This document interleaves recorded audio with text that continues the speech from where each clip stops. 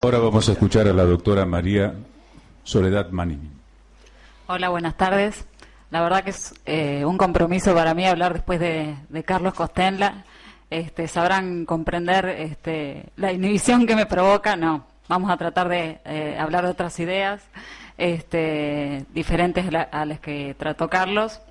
Es un gusto para mí estar en la ciudad de Santa Fe por primera vez. No conocía y estuve recorriendo y es muy linda. Me acompañó el día también, así que fue un día fantástico para disfrutar la ciudad. Y bueno, es un gusto también estar aquí con tan destacados oradores, con el Defensor del Pueblo que tan amablemente me invitó. Mi relación con la Defensoría del Pueblo es que trabajo en la Defensoría del Pueblo de la Nación desde el año 2006, actualmente en el área de servicios públicos. Y me apasiona, me gusta mucho el tema, lo he estudiado, bueno, siguiendo a los maestros como uno de los que está aquí presente, maestro y amigo, y Alejandro Nató, que es otro de ellos. Y bueno, la idea de esta parte de la charla era tomar la realidad de las provincias argentinas, qué sucede en las provincias argentinas respecto de si tienen o no defensor del pueblo, cómo están regulados, si está consagrado por la Constitución, por la ley, y cuáles son los elementos comunes que podemos sistematizar respecto de las diferentes defensorías provinciales, a los fines de analizar respecto de cada uno de estos elementos y en vistas a la futura incorporación de la Defensoría del Pueblo en la Constitución provincial, cuáles son los elementos que sería deseable incorporar, cuáles no sería deseable a la luz de la experiencia de las otras provincias. Realizar una serie de reflexiones que nos permitan lograr el texto mejor posible. Y bueno, para eso tendremos en cuenta cuestiones como la que expuso Carlos respecto de otros países y también lo que ocurre en nuestro propio país.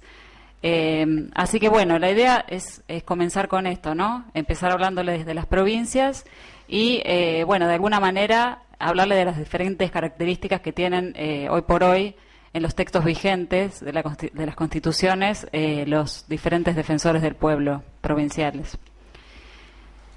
Bueno, las provincias argentinas que tienen Defensoría del Pueblo incorporada en la Constitución provincial son Buenos Aires, Chaco, Córdoba, Corrientes, Formosa, Río Negro, San Juan, Santiago del Estero y Tucumán y la Ciudad Autónoma de Buenos Aires.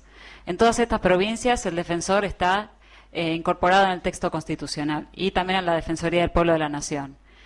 Hay tres provincias más donde está en la Constitución, pero el puesto se encuentra vacante, que son las provincias de Entre Ríos. Tenemos que tener en cuenta que hay algunas provincias que tienen defensores del pueblo municipales, con lo cual de alguna manera yo voy a mencionar que algunas que no tienen defensorías municipales y de alguna manera parte de los ciudadanos tienen a dónde recurrir en los casos que residan en esos municipios. Entre Ríos no tiene defensoría provincial cubierta, si bien está en la Constitución, pero hay una defensoría municipal en Paraná. En Neuquén tampoco hay un defensor provincial, pero hay defensorías municipales en las ciudades de Zapala, Bariloche, San Martín de los Andes, Centenario y Neuquén. Y San Luis tampoco tiene defensor del pueblo. Las defensorías que tienen defensor por ley son Chubut, Jujuy y, esta provincia, ¿no? Y hay otras provincias que no tienen defensor del pueblo, que son Tierra del Fuego, Santa Cruz, La Pampa, Mendoza, La Rioja, que tiene un defensor municipal, que es Chilecito, Catamarca, Misiones, que tiene el municipal de Posadas, y Salta, que tiene en la ciudad de Salta el defensor del pueblo municipal, y San José de los Cerrillos también. Nos vamos dando cuenta que, por más que nos parece que por ahí es una institución rara o no nos damos cuenta de la cantidad de defensorías que hay. Y, al enumerarlas así es como que tomamos realmente conciencia de cuántas defensorías tenemos. Y es importante tener en cuenta la relación que tienen las defensorías entre sí. Hay por ahí mucha gente, ciudadanos que se comunican con nosotros para hacer un reclamo y dicen, yo llamé a ustedes a la Nación porque no tuve una respuesta satisfactoria a nivel municipal o provincial. Y nosotros les aclaramos que es importante saber que hay una relación de coordinación entre todas las defensorías provinciales, municipales y nacional. No hay una relación jerárquica ni de apelación a la nacional frente a la deficiencia de la provincial o municipal. Entonces es una relación coordinada que tiene algunos organismos que dan cuenta en parte de esta coordinación, como la Asociación de Defensores del Pueblo de la Argentina, ADPRA, que trata de fortalecer estos lazos de cooperación entre todas las defensorías. Y bueno, entonces, vamos ahora les voy a mencionar las provincias que tienen tanto Constitución provincial, Defensoría Provincial como Defensoría Municipal. La provincia de Córdoba tiene las defensorías municipales de Corral de Bustos, Villa María, Río Cuarto, Carlos Paz, Cosquini y Villanueva. En Corrientes también hay defensoría provincial y tienen Ciudad de Corrientes, Virasoro, Ituzaingó y Goya. En Santiago del Estero tiene la ciudad de Santiago del Estero, La Banda y Frías. Y la provincia de Buenos Aires tiene en La Matanza, Vicente López, Quilmes, General Pueyrredón, Avellaneda, Escobar, Lanús, Pilar, Morón y La Plata. Bueno, o sea que somos muchos los que estamos en Defensorías del Pueblo, y de hecho hay una relación más allá de los lazos de cooperación y que entre unas defensorías y otras nos consultamos temas por las diferentes jurisdicciones que se tocan y porque hay temas que, por ejemplo, en la Ciudad de Buenos Aires se acumulan temas que pueden ser tratados tanto por la nación como por la ciudad, de sur, de nor. También hay una relación formal que las defensorías tienen la posibilidad de realizar derivaciones a otras defensorías, que eso está en las leyes o en la mayoría de las leyes que crean las defensorías del pueblo, la posibilidad de derivar los trámites. De este modo uno evita tener que decirle a la persona no tengo competencia o esto es una cuestión de órbita municipal, provincial o nacional o lo que fuere, y tiene esta posibilidad de hacer una derivación formal con la misma presentación que la persona lleva. Y esto es una facultad que tienen todas las defensorías. Bueno, respecto de lo que yo he sistematizado, yo tomé las constituciones que tienen, las provincias que tienen defensor por constitución y que están actualmente en funcionamiento para hacer este análisis. Y rescaté los elementos que están presentes. Luego ustedes reflexionarán, entre todos pensaremos, qué nos parece conveniente, qué nos parece menos conveniente, porque en realidad sería bueno tener en cuenta todo para después poder discernir mejor la fórmula mágica que tendrán ustedes en la provincia de Santa Fe. Bueno, mágica no, la mejor versión posible que es esta oportunidad que ustedes tienen. Los elementos que están presentes son la misión del defensor del pueblo, es decir, todos los artículos. Yo voy a hablar de los artículos por los cuales se crean las defensorías del pueblo en las constituciones, ¿no? Todos los artículos se refieren a cuál es la misión del defensor del pueblo. Una gran mayoría de las constituciones habla de la defensa y protección de los derechos humanos. Después vamos bien a la parte de derechos humanos, pero ahora me quedo en defensa y protección. La mayoría usa este vocabulario y hay dos localidades, Ciudad Autónoma de Buenos Aires y la provincia de Tucumán, que usan también la promoción. Es decir, expresamente hablan de esto que es promover derechos humanos, instalar una agenda en materia de derechos humanos, que es una de las misiones muy importantes que, sin perjuicio de que lo tengan o no en sus textos constitucionales, es una misión muy importante de las defensorías del pueblo. Pero bueno, es interesante tener en cuenta que hay dos constituciones que dicen expresamente defensa, protección y promoción de los derechos humanos. Después, cuando habla de derechos, los textos hablan de, en muchos casos, derechos individuales, derechos colectivos, derechos difusos. En otros casos hablan solamente de derechos colectivos, en otros casos hablan de derechos humanos que emanan de esta Constitución, de la Constitución Nacional, de las leyes. Se utilizan diversas formulaciones. Por supuesto que yo creo que en este punto, por ejemplo, la Constitución Nacional, que incorpora al Defensor del Pueblo de la Nación, no habla de derechos individuales. Y es una fórmula que se repite bastante. La mayoría de las constituciones hablan de derechos colectivos o de incidencia colectiva o derechos difusos respecto de la misión de la Defensoría del Pueblo. Y por otra parte, algunos mencionan a título enunciativo, considero que es así, cuáles son los textos donde emanarían esos derechos. Y bueno, acá se cae en un riesgo, ¿no? Porque empiezan Constitución Nacional, Constitución Provincial, otras leyes, bueno, etcétera, etcétera, etcétera. Y ahí se cae un poco quizá en el riesgo de decir, bueno, no mencionan un instrumento normativo y ese no entra. La idea sería que la fórmula sea lo más amplia posible. Respecto de, también se habla de derechos, y también se habla en algunos casos, en algunas fórmulas, de intereses colectivos, derechos humanos y otros derechos, no solo derechos humanos. Es decir, también es importante tener en cuenta el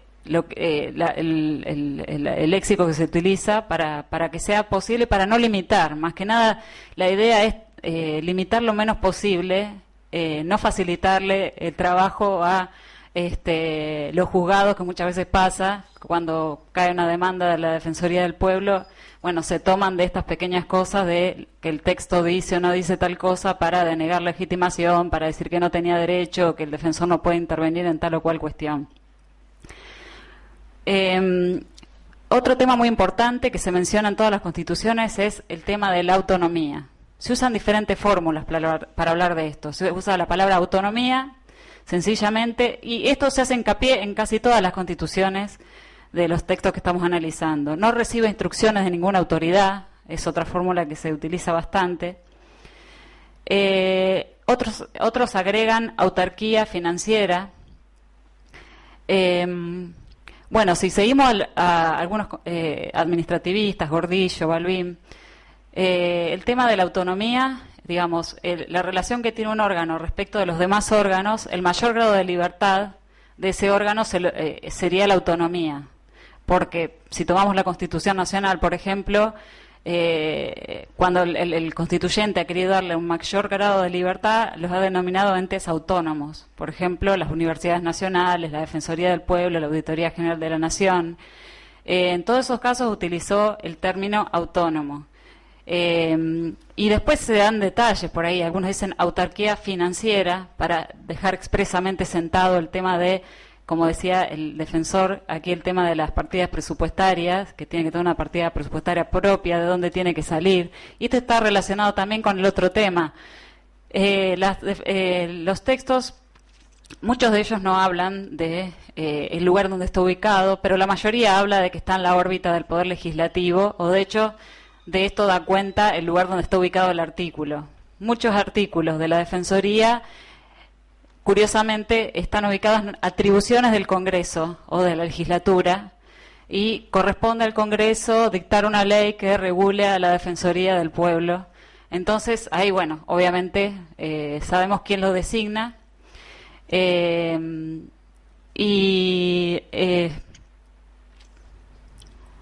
me acuerdo qué iba, pero bueno, el tema es... lo designa el Poder Legislativo, sí. Esto de la órbita, ¿es necesario que esté ese término que está en la órbita o no está en la órbita? Bueno, nosotros tenemos que analizar qué significa lo de la órbita. En realidad, hablando con Carlos el otro día, decíamos, el tema está puntualizado en la designación y la remoción. Es decir, quién designa, quién renueva y dónde están las partidas presupuestarias. Ahí estaría la importancia de decir en qué órbita se encuentra. En la mayoría de las constituciones provinciales, salvo una, que es la de Formosa, que dice que el defensor del pueblo se designa como los integrantes del Tribunal Superior de Justicia, lo cual me llamó la atención porque fue el único caso, digamos, respecto de todas las demás defensores que son designados por la legislatura o por las cámaras del Congreso Provincial. Y las mayorías requeridas generalmente son los 2/3 de los miembros presentes, aunque también hay mayoría absoluta en algunos casos, Tucumán, Santiago del Estero, por ejemplo. Y bueno, esto de los 2/3 tiene una importancia, por supuesto, y tiene algunos inconvenientes también, ¿no? Lo podemos ver ahora en el caso de la Defensoría del Pueblo de la Nación, que está sin titular hace muchos años ya, desde el 2009, y esto tiene que ver, según todos los legisladores que han sido consultados al respecto, diferentes integrantes de las comisiones bicamerales encargadas de elegir al candidato, se les ha preguntado, bueno, ¿y qué pasa? Que no nombran un defensor, que es una figura tan importante. Y bueno, dice, los 2/3 es muy difícil de conseguir. Y realmente sí. ¿Cuál fue la idea de los 2/3? Porque dicen, ¿para qué 2/3? Es mucho. ¿Por qué? ¿Por qué no pusieron un número menor así se nombraba? En realidad lo que se tiende a, cuando se ponen los 2/3, es lograr el mayor nivel de consenso posible en todas las fuerzas políticas, para que esa figura tenga la mayor autonomía, y ahí volvemos a la característica anterior, la mayor autonomía posible, que tenga un respaldo político tan fuerte que se pueda dar el lujo, entre comillas, de, bueno, sentar posiciones fuertes, por más que no sean convenientes o simpáticas al gobierno de turno. Y bueno, con eso tiene que ver el tema de los 2/3, que bueno, también se vuelve, en muchos casos se vuelve una contra, porque es mucho el consenso que se necesita para reunir esa cantidad de votos.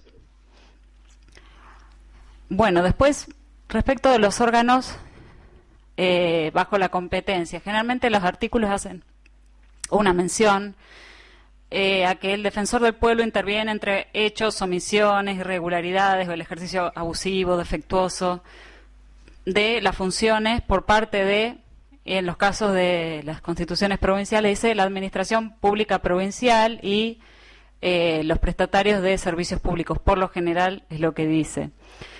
Bueno, hubo un caso, la Constitución de Tucumán, que habla también que tiene competencias sobre las autoridades municipales, lo cual me llamó la atención. Fue el único caso que vi. Pero en realidad esto también puede ser bueno o puede ser, digamos, es una enunciación, porque habla de, algunos hacen una enumeración más amplia y nombran todos los ejemplos: administración central, descentralizada, sociedades del Estado, prestatarias de servicios públicos, que ahí se corre el riesgo de decir, bueno, y si queda alguna fuera, entonces no entraría, o qué pasa, o van a después cuestionar que no están mencionadas. Bueno, este es un tema que hay que tener en cuenta, ¿no? Cuando se nombra. Y después que en parte es limitativo decir cuáles son los que entran bajo el control, porque si la misión es la defensa y protección de los derechos humanos y promoción, no tendría por qué quizá hacerse una enumeración respecto de quiénes puede ejercer su función de control. Que el legado, el control de la función administrativa es el legado del ombudsman sueco, escandinavo, que es el que hablaron los doctores antes. Esto del control, que verificar que no sea irregular, abusivo y demás. Pero por ser mucho más abarcativo, más amplio, la misión de protección y defensa de los derechos humanos, en parte es como que supera esto del control de la administración. Respecto de la duración del mandato, es otro tema que se suele mencionar en todas las fórmulas. El periodo más común es de 5 años. Después se habla, en muchos casos, de la posibilidad de si puede ser reelecto o cómo puede ser removido, ¿no? En algunos casos no se hace mención a esto de la remoción. Todos dicen sí el tema del mandato y si puede ser reelecto por una vez. Algunos dicen consecutivo, entonces dice, bueno, consecutivo no, pero si deja pasar uno, sí. Otros dicen que puede ser reelecto solo una vez, con lo cual ahí nunca más. Lo cual también, si se quiere, digamos, puntualizar este tema, habría que dejarlo en claro si es consecutivo o si, digamos, si solo puede ser reelecto una vez en total. Hay un solo caso de 4 años del mandato, de las que estoy analizando, que es el de Santiago del Estero. Y el tema de la remoción, la gran mayoría de los casos que lo menciona se hace alusión al sistema de juicio político para removerlo. Hay una constitución que habla de que se designa por mayoría absoluta y se remueve por los 2/3 de los votos, o sea, se necesita una mayoría más amplia para removerlo. Después, el tema de la reglamentación está mencionado casi en todos los textos, que determinados detalles van a ser reglamentados por una ley especial, en particular el tema de la organización y del funcionamiento, porque todas las defensorías luego tienen leyes como la nacional, que por ahí es anterior, pero se complementa de algún modo con el texto, si bien hay se dice que hay muchas cuestiones que están en contradicción, pero bueno, la idea es que se complementen los textos y lo mejor sería que la ley sea posterior para que, bueno, sea pensado en un nivel armonizador, ¿no? Los textos. Y después hay, como estos casos que yo les decía, donde los casos donde el artículo de la Constitución son atribuciones del Poder Legislativo, y una de ellas es crear la ley para regular el funcionamiento de las defensorías del pueblo. La reglamentación es todo, porque ahí directamente no dicen casi nada de la defensoría. Dice que lo debe reglamentar el Poder Legislativo, le da como la atribución, habla de la defensa de los derechos ciudadanos o alguna mención genérica, y directamente dejan todo sujeto a la reglamentación por parte de la ley, que esto ocurre en Córdoba y San Juan, lo cual es un riesgo también, porque a veces por el digamos el riesgo que significa hacer enumeraciones que luego no están completas, hacemos un texto demasiado escueto. Hay cuestiones fundamentales que sí deberían estar, digamos, si no se quiere después encontrarse con el mal trago de los cuestionamientos o de los problemas que vienen después a nivel judicial, el tema de la legitimación, el tema de la autonomía, bueno, y otros temas que bien dijo el defensor hoy, que son fundamentales. Otra cuestión que está tratada son los requisitos para ser defensor del pueblo, las inmunidades, incompatibilidades, que la mayoría lo asimila a los legisladores. Respecto de los requisitos, yo cuando estuve viendo lo que se propone aquí como la propuesta que se eleva para el tratamiento de los nuevos artículos que serán incorporados, se refiere a la idoneidad del candidato o de los funcionarios que integrarán la Defensoría, lo cual es un concepto interesante. No está en ningún lado, en ninguna constitución provincial, el tema de la idoneidad. Simplemente se hacen referencia a cuestiones objetivas, como que sea argentino, mayor de 30 años, no está en el texto constitucional, si bien hay algunos procedimientos que tienen más en cuenta esto, como el de la Ciudad Autónoma de Buenos Aires, pero no es algo que esté determinado en el texto constitucional y que es una incorporación que puede ser interesante. Y también otra cosa curiosa es que en la Defensoría Nacional, por ejemplo, se requieren más cosas para, digamos, tiene que tener más requisitos para ser adjunto que para ser defensor, porque el adjunto tiene que ser abogado con 8 años de ejercicio en la profesión o docencia universitaria. Y en el caso del defensor no hace falta ser abogado, sino que simplemente mayor de 30 años y argentino. Bueno, de las facultades, lo que está mencionado, porque después esto se amplían las leyes y es lógico que se haga así, lo que está mencionado y que resulta, digamos, fundamental en el caso de que se quiere esta herramienta, la legitimación procesal, la iniciativa legislativa, que en la Ciudad de Buenos Aires está expresamente consagrada, y la Ciudad de Buenos Aires también se refiere a la posibilidad de requerir información a todos los organismos de los 3 niveles, provincial, municipal, nacional, a los fines de desempeñar mejor su función, que es algo que, bueno, es interesante tenerlo en cuenta. Otro tema importante y relacionado con la legitimación procesal es el tema de si el defensor tiene que pagar para interponer acciones judiciales, y se refieren a ello la Constitución de Tucumán, que dice que hay una exención de pago de impuestos y depósitos para las acciones que interponga el defensor del pueblo, y en la Ciudad de Buenos Aires, por la ley, no en la Constitución, en la Ley 3, dice que está eximido de las costas procesales, lo cual también es muy interesante porque tiene una incidencia bastante importante en los presupuestos de las defensorías, el tema del pago, ¿no?, de estos gastos de los juicios. Otra cuestión es, bueno, esto coincide en todos, ¿no?, que es un órgano unipersonal. Algunos lo dicen expresamente, otros no, pero bueno, es fácilmente verificable el hecho, con lo cual no es totalmente necesario. Y en algunos, no en todos, dice que está asistido por adjuntos a determinar por ley su número y especialidad de los adjuntos, ¿no? En el caso de la Ciudad Autónoma de Buenos Aires y Tucumán dice esto: cantidad de adjuntos necesarios y que serán dispuestos por ley. Y esto tiene una lógica interesante, es decir, tomar las adjuntías con los temas, que se puedan modificar los temas por ley, que es un instrumento de más fácil modificación, respecto de las necesidades o de la agenda que en ese momento se necesite, como los ministros. La ley de ministerios, bueno, es una ley que se reforma para responder a las necesidades de un modelo político o económico, creando, disolviendo diferentes ministerios, y de la misma manera las adjuntías de la Defensoría del Pueblo vendrían a responder a esto, ¿no? Que digamos, se representen el número y las temáticas elegidas, la agenda pública, o los temas preponderantes que se puedan modificar con mayor facilidad que la Constitución. Hay algunas constituciones, pocas, que hablan de los principios que regulan la actuación de la Defensoría del Pueblo: el informalismo, la gratuidad, celeridad.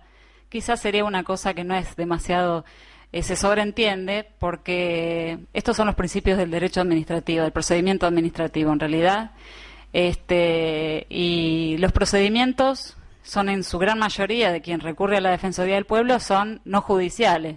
No diríamos técnicamente administrativos, porque como la Defensoría no está en la órbita del Poder Ejecutivo, no son parte de la Administración Pública, no es parte de la Administración Pública Nacional, no sería exacto decir procedimiento administrativo, pero es un procedimiento no judicial propio de la Defensoría del Pueblo, por lo cual es lógico aplicarle los principios de procedimiento administrativo, como el informalismo, la economía procesal, etcétera, etcétera. Hay una constitución que habla de que el defensor tiene prohibida la política partidaria mientras dure el ejercicio de su función, lo cual, bueno, en algunas leyes se especifica. Y después el otro tema que mencionó Carlos, y que yo acá aprendo del maestro Alejandro Nató, que siempre critica el tema de que se hable, después que me corrija él si lo digo mal, las fórmulas usan generalmente el término defensor, el defensor del pueblo, refiriéndose a la institución, no al hombre o mujer que ocupa el cargo. A diferencia de eso, la Defensoría de la Ciudad Autónoma de Buenos Aires habla de Defensoría del Pueblo cuando se refiere a la institución, y cuando se refiere al cargo, es el cargo será ocupado por un defensor o una defensora, expresamente mencionando los dos géneros para hacerlo más inclusivo. Bueno, acá hay, después les podría leer, pero bueno, no lo quiero hacer muy largo porque ya vienen hace rato escuchando, pero acá están los textos que yo tengo de las constituciones que estuve mirando, que muchas de las cuestiones características se las fui mencionando cuando hablaba de los elementos que se repiten o podemos sistematizar respecto de las defensorías provinciales. Bueno, les haré un repaso nada más de dónde están ubicados y la cantidad de artículos que utilizan, y de los artículos, los números de artículos, porque también me llamó la atención esto, la diferencia. Hay mucha diferencia del lugar donde están ubicados, y esto no es un tema menor. Por ejemplo, la provincia de Buenos Aires es el artículo 55 de la Constitución y está en el capítulo 1, que es Declaraciones, Derechos y Garantías. Ahí está el artículo, que es uno solo, sobre la Defensoría del Pueblo. En el Chaco, artículo 119, inciso 16, habla de las atribuciones del Poder Legislativo, como yo les decía, y el inciso 16 dice reglamentar el Instituto del Defensor del Pueblo, etcétera, etcétera. En Corrientes está el artículo 139, que es un capítulo sobre el Defensor del Pueblo. Esto digamos que es el sumum. Sería, cuando hay un capítulo, es como la Constitución Nacional, tiene un capítulo propio que es Defensor del Pueblo, que está compuesto por un solo artículo, el 86, que regula la Defensoría del Pueblo de la Nación. En la Ciudad Autónoma de Buenos Aires también es un capítulo propio, que es el capítulo 5 Defensoría del Pueblo, el artículo 137. En Río Negro está en el artículo 167, está en el capítulo 7, que se refiere a órganos de control externo, y está la Defensoría y la Fiscalía de Investigaciones Administrativas, y Tribunal de Cuentas también. O sea, trata todos estos en un mismo capítulo. En Córdoba, el capítulo 5 se refiere a la Defensoría del Pueblo y el Consejo Económico Social, o sea que regula estas dos instituciones nada más. En San Juan, el artículo 150 también se refiere a las atribuciones de la Cámara de Diputados. En Formosa, el capítulo 4, que es exclusivo del Defensor del Pueblo. En Santiago del Estero, el capítulo 3 de la Defensoría del Pueblo también, artículo 136. En Tucumán, el capítulo 2 también exclusivo de la Defensoría del Pueblo y tiene varios artículos, esto me llamó la atención, 81, 82, 83 y 84 y hasta 86 incluso. Todos estos artículos referidos a la Defensoría del Pueblo. Bueno, esto sería un pantallazo muy rápido. Por cualquier duda después me pueden contactar, si quieren les dejo un mail o lo que sea, me consulta, pero digamos, esto serían las cuestiones que yo quise analizar y sistematizar respecto de lo que deberán hacer ustedes, los santafesinos, cuando piensen en el futuro, de cómo quieren regular la institución a nivel constitucional, que es un paso muy, muy importante. Y bueno, no repetir errores, replicar fórmulas exitosas o hacer un combo y hacer una fórmula superadora, como se utiliza ahora esta palabra. Así que bueno, les agradezco mucho por la atención.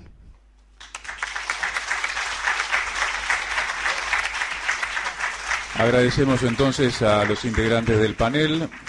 Proponemos una breve pausa de 5 minutos para ordenarnos y después escuchar las exposiciones del doctor Alejandro Nató y de la doctora Marta Pailet.